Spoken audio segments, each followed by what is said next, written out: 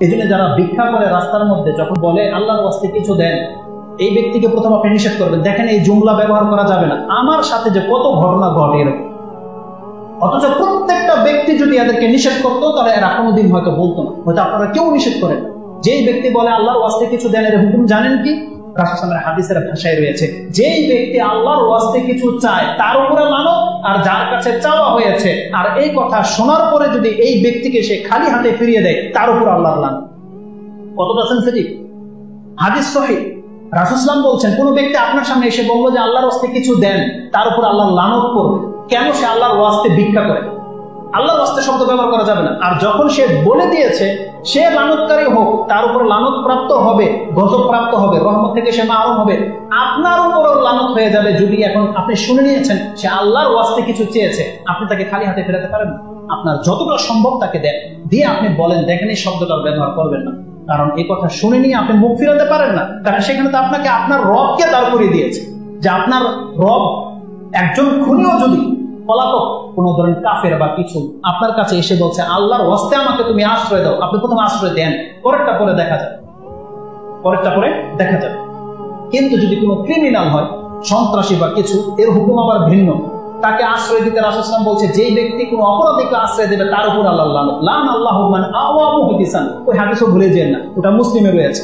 কিন্তু এখানে হচ্ছে সিচুয়েশনটা এরকম যে কোনো ব্যক্তি সাহায্যের জন্য হতে পারে সে কাফের বা কোনো কিছু, তার সাথে দ্বন্দ্ব হয়েছে, আপনি জানেন না সে অপরাধী নাকি, কিন্তু আল্লাহর ওয়াস্তে আশ্রয় চেয়েছে, প্রথম আপনি তাকে আশ্রয় দেন। কিন্তু যদি সে অপরাধী প্রমাণ হয়ে যায় তাকে আইনের হাতে তুলে দেবেন, সেটা ভিন্ন জিনিস, তাকে লুকিয়ে রাখা যাবে না। কিন্তু প্রথমে তাকে বাঁচাতে হবে, যেহেতু সে আশ্রয় চেয়েছে।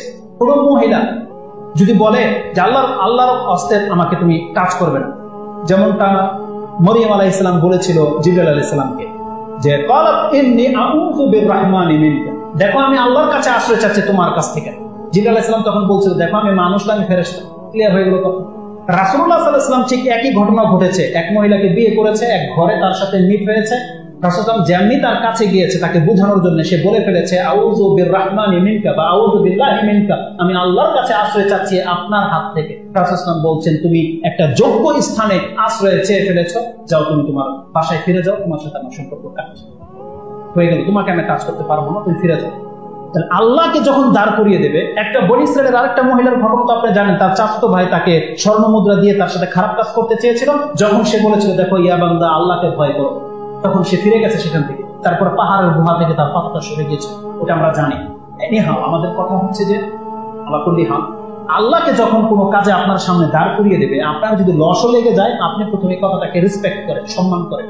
আল্লাহ আপনার ঘাটতি পুরা করে দেওয়ার জন্য যথেষ্ট, ইনশাআল্লাহ যথেষ্ট। যদি এই দুনিয়ায় না হয়, পরকালে ইনশাআল্লাহুল আজিজ আল্লাহর যে কোনো দায়িত্ব আল্লাহ পুরো করে দেবে, এটা আল্লাহ আমাদের সাথে ওয়াদা করেছেন।